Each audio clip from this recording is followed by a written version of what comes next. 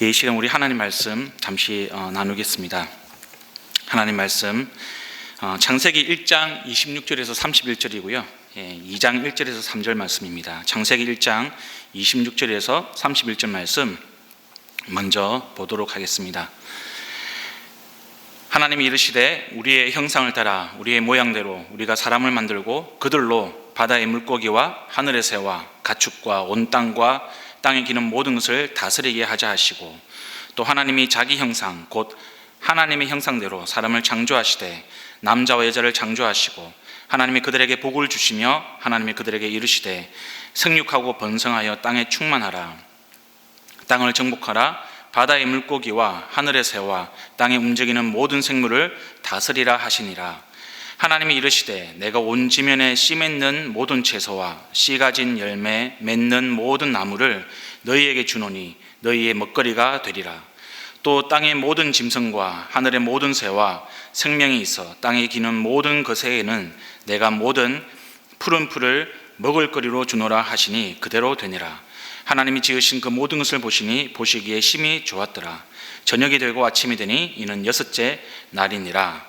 2장 1절에서 3절 다시 한번 같이 읽도록 하겠습니다. 천지와 만물이 다 이루어지니라.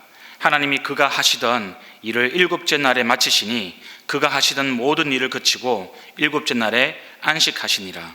하나님이 그 일곱째 날을 복되게 하사 거룩하게 하셨으니 이는 하나님이 그 창조하시며 만드시던 모든 일을 마치시고 그날에 안식하셨음이니라. 아멘.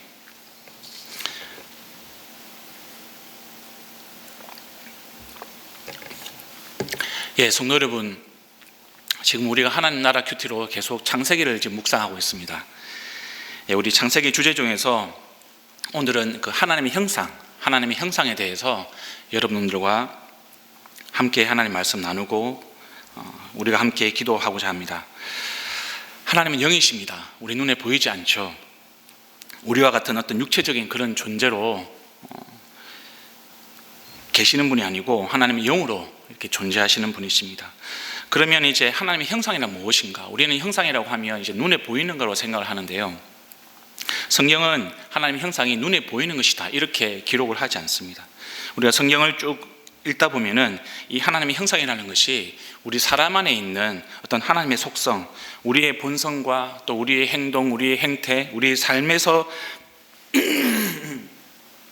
나타나는, 우리의 관계 속에서 나타나는 어떤 하나님의 그 속성, 성품이라고 우리가 정의할 수가 있겠습니다. 사랑이라든지 자비라든지 공의라든지 또 오래 참음, 이런 것들이 다 하나님의 속성, 하나님의 형상이라고 할 수가 있는 것입니다. 우리는 이제 하나님의 형상으로서 하나님을 영화롭게 하고 또 하나님을 영원히 즐거워하도록 그렇게 지음을 받았습니다. 그것이 진리라고 이렇게 성경은 우리에게 가르쳐주고 있습니다. 특별히 오늘 본문은요, 사람인 우리가 이 하나님의 형상으로서 세상을 하나님의 뜻대로 다스리는 것, 그리고 다른 사람들과 어떤 선한 관계를 맺어가는 것, 그리고 일과 안식의 균형을 통해서 우리는 하나님의 형상으로서 하나님을 드러낸다 이렇게 가르쳐주고 있습니다. 여러분, 우리 많은 사람들이 결혼을 합니다. 그리고 가정을 이룹니다.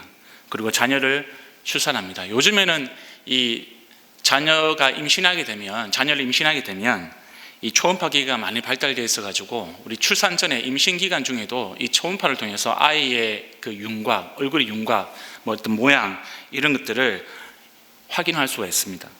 그런데 우리가 실질적으로 아이의 얼굴을 이렇게 보고 또 우리가 아이를 우리 품에 안게 되는 때는요, 이 아기가 엄마 뱃속에서 나올 때, 출산할 때, 그때 우리가 아이의 실물을 처음 보게 됩니다. 혹시 자녀를 이제 키우시는 분들, 이 아기를 임신하고 출산할 때가 기억에 나십니까? 당연히 이제 기억에 나시겠죠. 보통 우리가 이렇게 임신을 하면 본격적으로 아기를 맞을 준비를 합니다. 이 아기 용품을 이제 준비를 하게 되는 거죠. 아기 옷, 또 아기 방도 만들고요. 아기 침대, 아기 욕조, 이 수유용품, 그다음에 기저귀 같은 그런 아기 용품들을 우리가 하나씩 준비를 합니다. 예전에는 필요 없는 것들인데 이제 새로운 가족, 이 아기를 기다리면서 준비를 합니다. 그리고 마침내 이 아기가 태어납니다. 그때 여러분들 한번 기억을 되살려 보십시오. 그때 기분이 어떠셨습니까? 여러분들은 그 기분을 이렇게 말로 설명할 수가 있습니까? 저는 아이를 안았을 때, 저희 아이들을 안았을 때, 태어났을 때 그때의 기분을 이 말로 설명을 할 수가 없습니다. 이 말을 뛰어넘는 그 무언가의 감동이 있었습니다. 그건 아마 여러분들도 마찬가지일 겁니다. 이 태어난 아기를 처음에 품에 안았을 때 우리가 그때의 감동은 실은 말로 표현할 수 없는 감동이 있는 것이죠. 그냥 좋다, 기쁘다 이런 것으로는 이제 좀 부족합니다. 아마 인생 가운데 가장 감동스러운 순간이 그 순간이 아닌가 싶습니다. 세상을 다 얻은 것 같습니다. 근데 여러분, 아마 하나님께서 인간을 창조하셨을 때 이런 기분이지 않았을까, 이런 마음이지 않았을까 우리가 생각할 수가 있습니다. 성경은 그때의 상황을 이렇게 표현을 합니다. 창세기 1장 26절 다시 한번 보겠습니다. 하나님이 이르시되 우리의 형상을 따라 우리의 모양대로 우리가 사람을 만들고 그들로 바다의 물고기와 하늘의 새와 가축과 온 땅과 땅에 기는 모든 것을 다스리게 하자 하시고, 하나님이 너무 기분이 좋으셔가지고 창조한 사람에게 당신께서 창조하신 것들을, 다른 피조물들을 다 주기를 원하셨어요. 모든 것들을 다 다스리게 하자, 이렇게 하나님의 그 마음을 표현하셨습니다. 하나님은 사람을 창조하신 이후에 사람에게 복이라는 복은 다 주셨습니다. 그것은 하나님께서 이 사람을 얼마나 특별한 존재인지를 말씀해 주시는 것이죠. 그만큼 특별하게 생각을 하신다는 겁니다. 창세기 1장 28절입니다. 하나님이 그들에게 복을 주시며 하나님이 그들에게 이르시되 생육하고 번성하여 땅에 충만하라, 땅을 정복하라, 바다의 물고기와 하늘의 새와 땅에 움직이는 모든 생물을 다스리라 하시니라. 반복해서 말씀하십니다. 반복해서.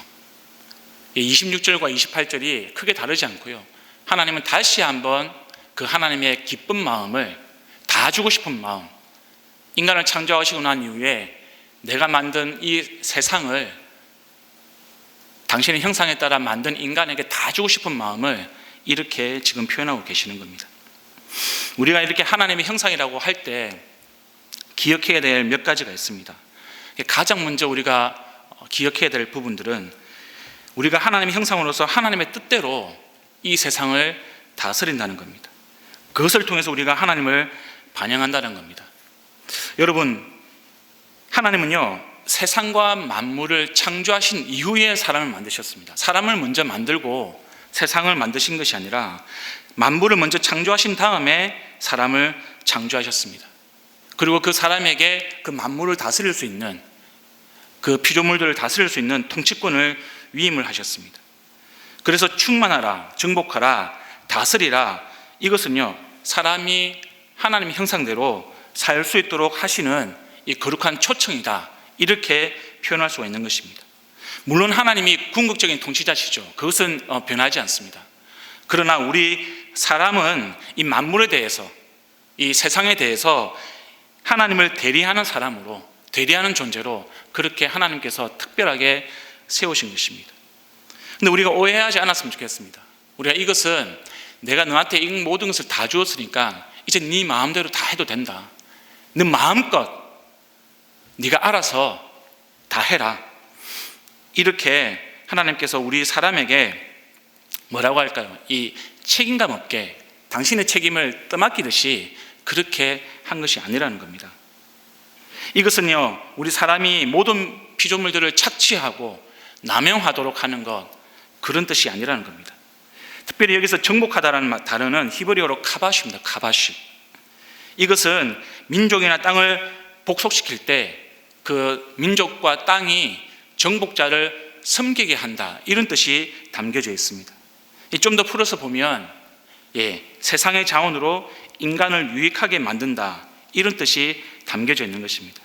그래서 사람들이 자원을 개발하고요, 그 자원을 유익하게 사람들로 하여금 활용하게 하는 것, 그런 의미를 가지고 있습니다. 현대에 이제 적용하면 과학기술을 가지고 우리가 뭔가 활용해서 인간이 발전할 수 있는 그런 근거가 된다고 할 수가 있는 것입니다.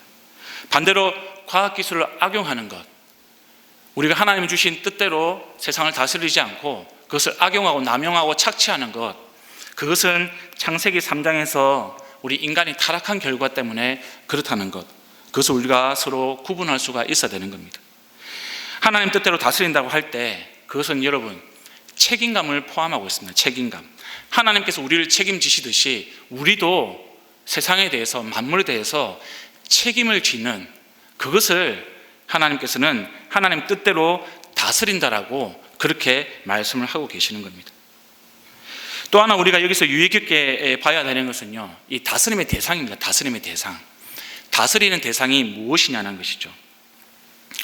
선택적으로 다스리는 것, 그것은 하나님의 뜻이 아니었습니다. 어떤 것은 우리에게 마음에 들기 때문에 잘 다스리고, 어떤 것은 우리가 마음에 들지 않기 때문에 잘 다스리지 않는 것, 유기하는 것, 방치하는 것, 그것은 하나님께서 원하시는 것이 아니라는 것입니다. 모든 생물을 다스리라고 했습니다. 모든 만물을 다스리라고 했습니다. 어떤 것은 다스려도 되고 어떤 것은 다스리지 않아도 된다. 이것이 하나님의 뜻이 아니라는 겁니다. 하나님의 뜻은 모든 생물을 책임감 있게 다스려라, 돌보아라, 이런 의미를 가지고 있는 겁니다. 심지어 벌레까지도 그렇습니다. 아마 여러분들 벌레 싫어하시는 분들 많을 건데요, 저도 그렇습니다. 특히 모기, 파리, 바퀴벌레, 개미, 이런 것들이 대표적이지 않습니까? 우리가 약간 혐오하는 것들, 좋아하지 않는 그런 곤충들, 해충들, 저도 이렇게 그런 해충들은 좀 싫어하는 편인데요, 아마 그 벌레들도 처음부터 해충은 아니었을 겁니다. 어쩌면 이 인간의 타락과 함께 이 해충의 역사도 시작되지 않았나, 그렇게 추정들을 합니다.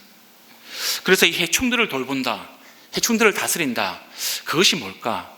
고민이 되는 지점이기도 하죠. 이 팀 켈러라는 목사님이 계십니다.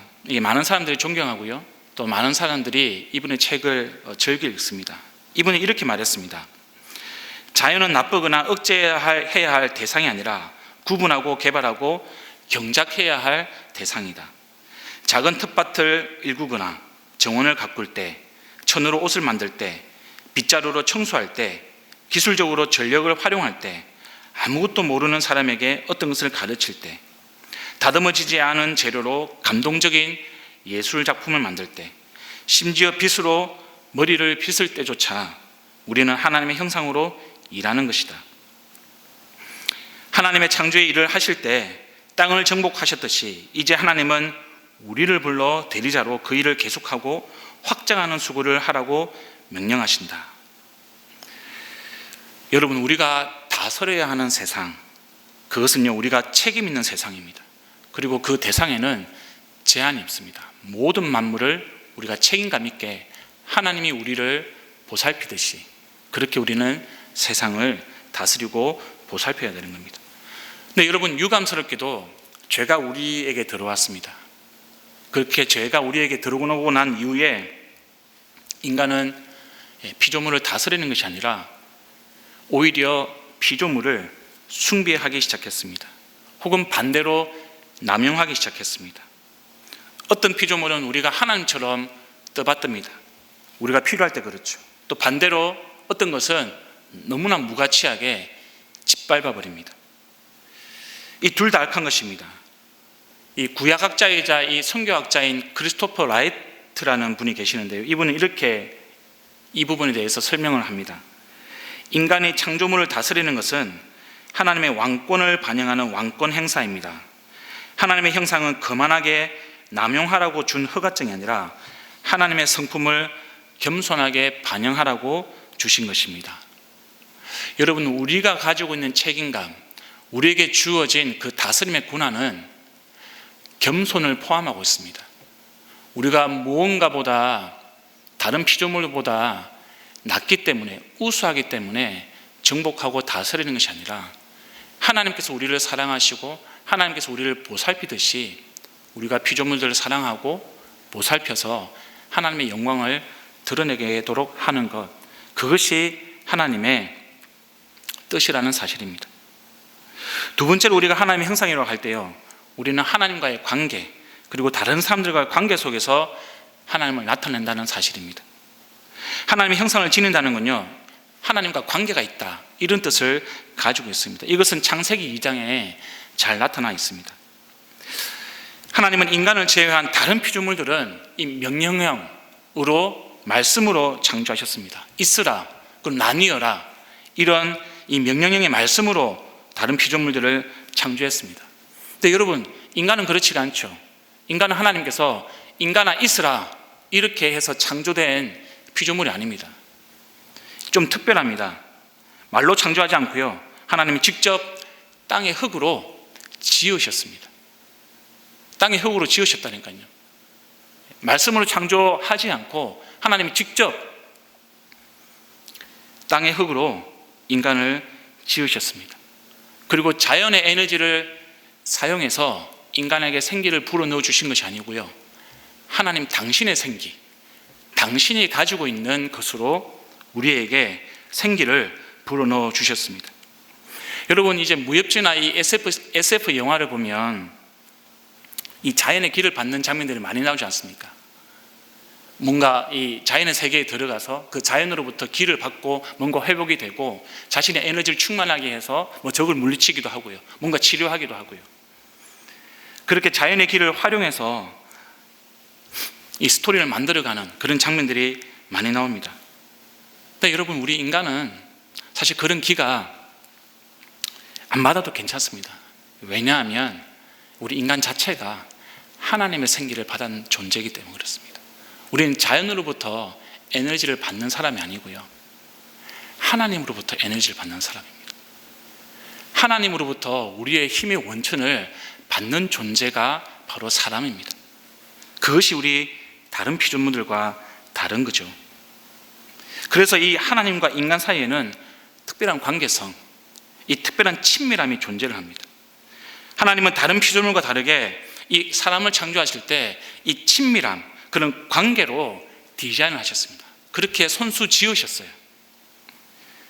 여러분, 우리가 거울 앞에 있다고 상상을 해보겠습니다. 이 거울 앞에 설 때 이 우리의 모습이 잘 보게 하려면, 거울이 우리를 잘 비치게 하려면 어떻게 해야 될까요? 거울은 여기 있는데 우리가 저 방구석에 있다고 생각을 해보면 우리의 모습은 당연히 거울에 비치지 않습니다. 우리가 거울 앞에 바로 서야 거울이 우리의 모습을 잘 비치게 할 수가 있는 것이죠. 하나님과 우리의 관계도 마찬가지입니다.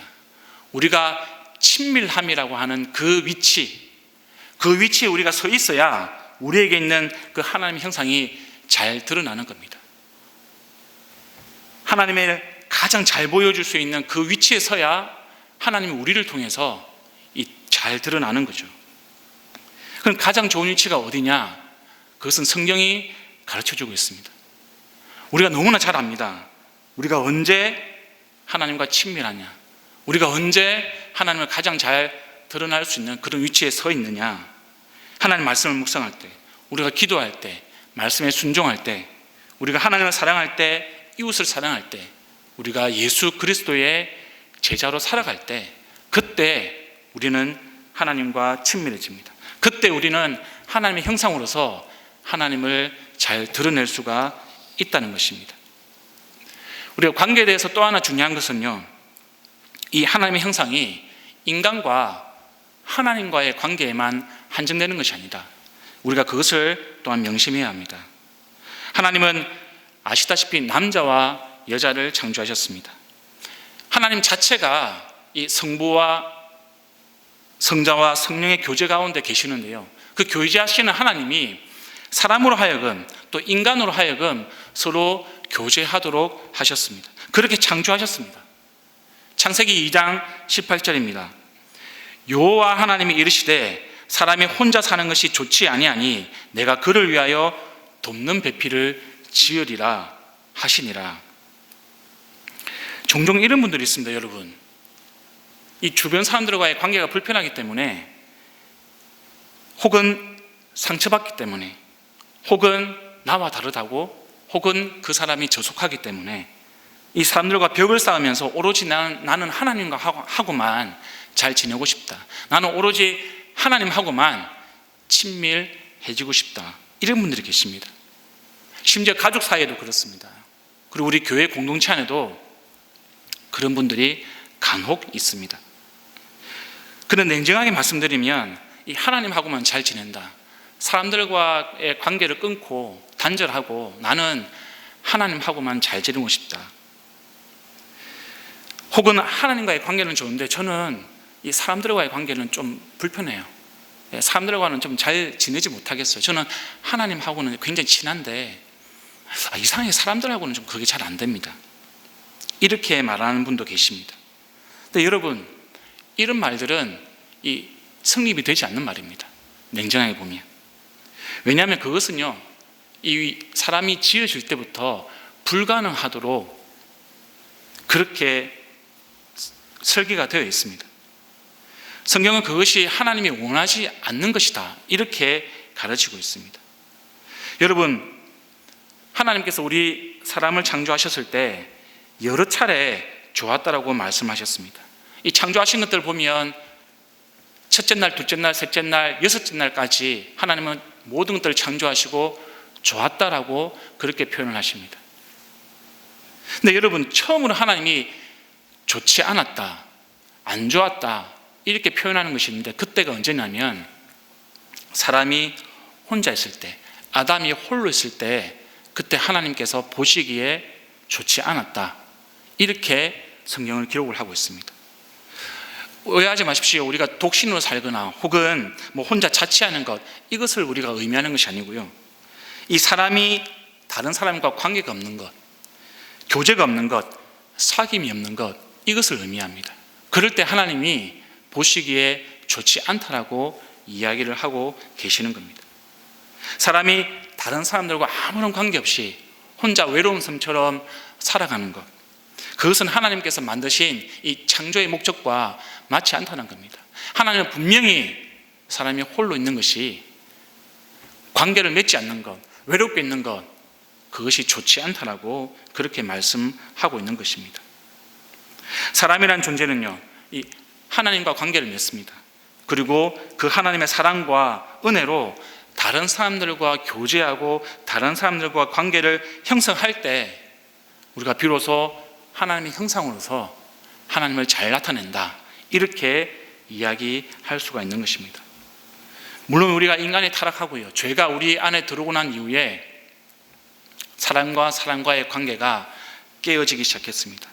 그래서 우리는 사람들과 관계를 맺어갈 때 그 관계 때문에 상처받고, 그 관계 때문에 실망하고, 그 관계 때문에 좌절하고 어그러질 수가 있습니다. 하지만 여러분, 그럴 수 있는데요, 예수님이 우리에게 오셨습니다. 그리고 예수님이 우리의 죄의 문제를 해결해 주셨습니다. 우리의 관계가 깨어질 수 있지만 또 다르게 표현하면 예수님 때문에, 그분의 피로 말미암아, 그분의 속죄로 말미암아 우리는 깨어진 관계를 회복할 수 있도록 하나님께서 우리 가운데 은혜를 주시기 시작하셨습니다. 그렇기 때문에 여러분, 우리가 관계가 깨어지더라도 우리가 거기서 머무는 것이 우리 성도의 도리가 아니고요, 우리는 한 걸음 더 나아가야 됩니다. 관계의 회복을 위해서 우리의 걸음을 시작해야 된다는 겁니다. 그래서 우리 예수님은 보혜사 성령께서 도와주실 것이다, 그렇게 약속을 하셨습니다. 관계의 회복, 그것은 하나님이 우리에게 바라시는 겁니다. 그것은 하나님께서 우리에게 하나님의 형상으로서 회복되기를 원하시는 하나님의 영광의 방편이요 은혜의 방편이라는 것을 우리가 기억을 해야 합니다. 세 번째로 하나님께서 우리에게 주시는 하나님의 형상으로서의 그 의미가 무엇이냐면, 일과 안식을 통해서 하나님을 나타낸다, 하나님을 반영한다, 우리가 이것을 명심해야 합니다. 많은 사람들이 일에 대해서 오해를 합니다. 이 일한다, 이것을 이 사람이 타락한 결과라고 생각을 합니다. 근데 여러분, 그렇지 않습니다. 성경은 그것이 오해라고 우리에게 가르쳐주고 있습니다. 창세기 2장 15절입니다. 창세기 2장 15절. 여호와 하나님이 그 사람을 이끌어 에덴 동산에 두어 그것을 경작하며 지키게 하시고, 이렇게 기록이 되어 있습니다. 여러분, 하나님은요, 아담에게 너는 에덴 동산을 경작하고 지켜라, 이렇게 말씀하셨어요. 그러니까 아담에게 너는 일해라, 이렇게 말씀하시는 겁니다. 사람은 이렇게 창조 때부터 일하는 존재로 지음을 받았습니다. 그렇게 창조되었어요. 사람은 일 안 하고 에덴 동산에서 잘 먹고 잘 지내는 존재로 지음을 받은 것이 아니라 그 에덴 동산을 지키고 경작하는 존재로 지음을 받았다는 겁니다. 일하는 존재로 사람이 지음을 받았다, 창조받았다, 그렇게 성경은 가르쳐주고 있습니다. 인간의 죄의 결과 때문에 일을 하기 시작한 것이 아니고요, 사람은 창조 때부터 하나님이 일하는 존재로 만드셨습니다. 일 자체가 악한 것이 아니라 선하고 아름다운 것이다, 우리가 그것을 알 수가 있습니다. 우리가 일, 그리고 인간의 타락 때문에 우리가 감당하게 되었던 힘겨운 수고, 이것은 우리가 구분을 좀 해야 됩니다. 일 자체는 아름다운 것입니다.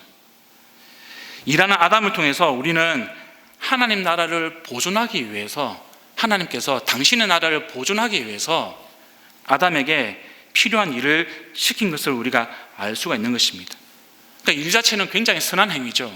하나님 나라를 보존하는 것과 관계가 있습니다. 하나님 나라를 지키는 것, 하나님 나라를 확장하는 것, 하나님 나라를 하나님 나라답게 유지하는 것, 그것과 굉장히 밀접한 관계를 가지고 있습니다. 그것이 바로 하나님께서 우리에게 맡기신 일입니다. 일. 아담은 에덴 동산을 보존하는 일을 통해서 하나님의 형상으로서의 어떤 자존감, 그런 성취감을 가졌던 것입니다.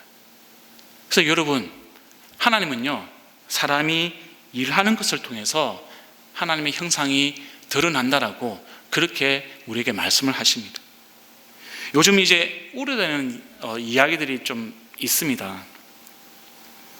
일하지 말고 돈이 돈을 벌게 해라, 자본이 자본을 벌게 해라, 이런 말들이 요즘에 유행을 많이 합니다.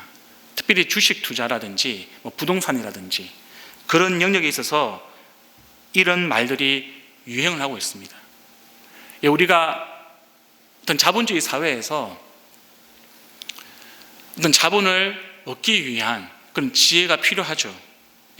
제가 그것을 부정하는 것이 아닙니다. 근데 여러분, 까딱 잘못하면요, 이 열심히 일하는 사람을 바보 취급하는 그런 말이 될 수가 있는 것입니다. 내가 뭔가 나의 유익을 얻기 위해서 어떤 회사의 가치와 회사의 비전과 아무런 상관없이 그런 기업에 주식 단타를 친다든지, 나의 영리를 위해서 이 한정되어 있는 이 자본인 이 부동산을 투기를 한다든지, 이런 것들은 열심히 일하는 사람들, 피땀 흘려서 수고하는 사람들의 그 노력의 결과들을 아무런 대가 없이, 노력 없이 무상 취득할 수 있는 그런 우려가 있는 것입니다. 우리가 이런 잘못에 빠지지 않도록 조심해야 되는 거죠. 또 한편으로는 우리가 일에 대해서 이렇게 물어볼 수도 있습니다. 아니, 그런데 목사님, 일이 그렇게 선하고 아름다운데 왜 하나님은 하시던 일을 멈추고 안식하셨습니까? 계속 일하시면 되잖아요. 계속 일하시면. 이런 질문이 있을 수 있습니다. 맞습니다. 여러분, 하나님은 안식이 필요 없는 분이십니다.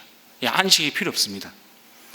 그런데 안식을 하셨습니다. 이게 중요한 것이죠. 안식이 필요 없는 분인데 안식을 하셨다는 사실, 그게 중요한 겁니다. 그 이유가 중요한 것이죠. 하나님이 안식하신 이유는요, 하나님이 피곤하시거나 혹은 탈진해서 하나님 뭔가 에너지가 부족해서 안식하신 것이 아닙니다. 안식은요, 인간이 이 영생하는 존재로 지음을 받았습니다. 영생하는 존재로 그렇게 지음을 받았지만 하나님하고 다르다는 거예요. 인간은 하나님이 아니라는 것을 하나님은 안식을 통해서 구분하고 계십니다. 물론 하나님께서 인간을 지으셨을 때 인간은 하나님의 형상으로 특별한 존재라는 것은 하나님께서 인정해 주셨습니다. 그리고 우리에게 필요한 모든 것들을 주셨습니다. 인간은 특별한 존재가 맞습니다. 그런데 하나님은 이 안식을 통해서 창조주와 피조물을 구분하셨습니다. 창조주와 인간을 구분하셨습니다. 인간은 안식을 통해서요, 이 창조주와 다른 어떤 피조물로서의 한계를 알게 됩니다. 그리고 겸손해지는 겁니다. 그래서 역설적이지만 사람은 안식을 통해서 이 사람과 구분이 되는 창조주 하나님을 높이게 됩니다. 사람은 겸손해지고요. 안식을 통해서 우리는 하나님의 필요를 느끼게 됩니다. 그리고 하나님 절대자에게 우리는 의지하게 되는 것입니다. 근데 안식에 대해서 오해가 있습니다. 이 안식을 아무것도 안 하는 것, 아무것도 안 하고 그냥 쉬는 것으로만 알고 있습니다. 근데 여러분, 그것이 안식의 본질이 아니고요. 안식의 본질은 우리에게 에너지를 주시는 분이 하나님이라는 것, 그것을 인정하고 우리에게 힘을 주시는 그 하나님 앞에 나아가서 새 힘을 공급받는 시간이다. 이것이 안식의 본질입니다. 우리 인간이 하나님을 통해서 회복되는 것, 그것이 안식의 본질이라는 겁니다. 하나님이 아니면 내가 아무것도 아니구나. 하나님이 아니면 나에게 힘 주시는 분이 안 계시는구나. 나라는 존재는 하나님을 의지하지 않으면 하루도 살아갈 수 없는 존재구나. 그것을 통해서 우리가 안식의 소중함을 깨닫는 겁니다. 그것을 통해서 하나님이 우리를 얼마나 사랑하시는지 깨닫는 겁니다. 그것을 통해서 하나님의 품이 얼마나 따뜻한지 우리가 깨닫는 것입니다. 그런 시간이 바로 안식의 시간입니다. 전적으로 하나님을 의지하는 시간, 전적으로 하나님께 나에게 맡기는 시간, 전적으로 하나님으로부터 공급받는 존재라는 것을 깨닫는 시간, 그것이 안식의 시간입니다. 나의 삶의 중심을 다시 잡고요, 하나님께 초점을 다시 맞추는 시간입니다. 아, 내가 부족하구나. 그래서 나는 하나님을 의지할 수밖에 없는 존재구나. 그래서 내 삶의 방향을, 내 삶의 나침반을 다시금 주님께 맞추는 시간, 하나님께 맞추는 시간, 그 시간이 바로 안식의 시간인 것입니다. 그래서 여러분, 우리가 주일 예배 드리는 것이 중요하다는 겁니다. 우리가 주일 예배 드리는 것이 노동이 아니고요, 주일 예배의 의미가 바로 그런 의미를 가지고 있습니다.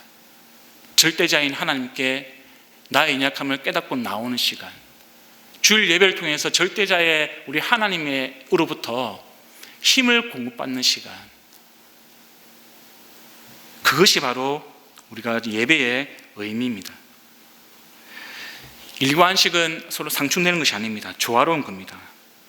일과 안식, 그것은 둘 다 하나님을 나타내고요, 하나님을 높이는 하나님의 형상으로서 우리가 누릴 수 있는, 또 갖출 수 있는 그런 영광의 방편이라는 것을 우리가 기억하시길 바랍니다. 여러분, 말씀을 맺겠습니다. 우리가 1장과 2장을 보면서 하나님의 형상에 대해서 성경적인 의미를 우리가 한번 살펴봤습니다. 세 가지였습니다. 첫 번째, 하나님의 형상으로서 우리는 하나님의 뜻대로 이 세상을 다스려야 된다는 거죠. 남용하지 않고, 착취하지 않고, 혹은 피조물을 섬기지 않고 책임감 있게 하나님의 마음으로 다스려야 된다는 거죠. 보살펴야 된다는 겁니다. 두 번째로는 하나님과의 관계, 그리고 다른 사람들과의 관계 속에서 하나님의 영광을 나타내야 된다는 것입니다. 하나님의 형상으로서 우리는 그렇게 관계 속에서 하나님을 드러내야 된다는 것입니다. 세 번째로 우리는 하나님의 형상으로서 일과 안식을 통해서 하나님을 반영하는 겁니다. 일을 통해서, 그리고 또 한편으로는 안식을 통해서 우리가 하나님을 나타내야 된다는 것입니다. 죄가 우리에게 들어왔다고 말씀드렸습니다. 죄 때문에 우리는 하나님의 형상으로서 나타내야 될 우리의 책임, 우리의 사명이 무너지기 시작했습니다. 하나님을 나타내는데 우리가 어려움을 겪기 시작했습니다. 근데 여러분, 우리가 그것으로서 우리의 훼손과 우리의 잘못을 합리화시킬 수가 없습니다. 왜냐하면 예수님께서 우리에게 오셨기 때문에 그렇습니다. 예수님이 그 문제를 해결해 주셨습니다. 죄의 문제를 해결해 주셨습니다. 그렇기 때문에 우리는 예수님의 그 긍휼을 의지해서, 예수님의 그 은혜를 의지해서 다시 한번 실패하더라도 나아갈 수가 있는 겁니다. 다시 한번 실패하더라도 일어나서 하나님의 형상을 회복하기 위한 일을 시작할 수가 있습니다. 성령 하나님께서 우리를 도우실 것입니다. 성령 하나님께서 우리가 하나님의 형상으로 회복될 수 있도록, 하나님의 형상으로 살아갈 수 있도록 우리를 도우실 것입니다. 오직 예수 그리스도의 은혜만을 의지해서 하나님의 형상으로 하나님을 반영하고 하나님을 나타내고 하나님을 높일 수 있는 그런 존재로 살아가기를 우리 주님의 이름으로 축원합니다. 이 시간 우리 함께 말씀을 기억하면서 기도하기를 소망합니다. 하나님의 형상으로서 우리가 하나님 뜻대로 이 세상을 책임감 있게 다스릴 수 있는 존재가 되게 하소서. 환경오염에 대해서 사람들이 이야기합니다. 기후변화에 대해서 많이들 걱정합니다. 이것을 해결할 수 있는 방법은 유일합니다. 우리가 하나님의 형상을 회복하는 것입니다. 사람이 하나님의 형상을 회복하는 것, 그것이 이 문제를 해결할 수 있는 유일한 방법입니다. 두 번째로 우리 하나님과의 관계, 사람들과의 관계 속에서 하나님을 드러내게 하여 주시옵소서. 특별히 우리 불신자들과의 관계 속에서 우리 믿는 자로서의 하나님의 영광을 드러내며 살게 하소서. 세 번째로 일과 안식을 통해서 하나님의 영광을 드러내기를 원합니다. 일하면서 그리고 안식을 통해서 하나님의 영광을 드러내게 해주시고, 특별히 예배를 통하여서 하나님의 형상을 회복하는 그 힘을 우리에게 주시옵소서. 우리 이것을 위해서 한번 기도하시겠습니다. 기도합니다.